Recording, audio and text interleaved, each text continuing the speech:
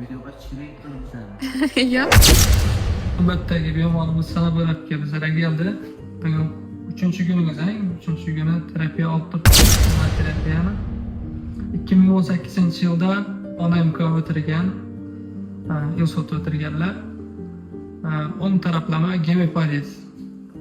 Qo'llari kelgan vaqtida spastika bo'lib yotadi. Unda mahkam yoyilmagan. Hozir ko'rib turganlaringizdek yoyilib turibdi. Barmoqlarini yana aslan yoyib biladilar.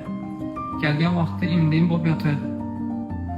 Endi o'ng oyoqqa keladigan bo'lsak, yon tarafida kontraktura. Kontrakturadan qotib qoladi-da u. Hozir ko'rsangizlar ina panjalari borib keladi. 3 kun deganda 3 kunda seans oldilar. Bu yerda biza farmakopunktura etdim, igla terapiya etdim, maxsus nuqtalarni elektrostimulyator bilan va qo'shimcha bu yerda massajist bilan ishladik.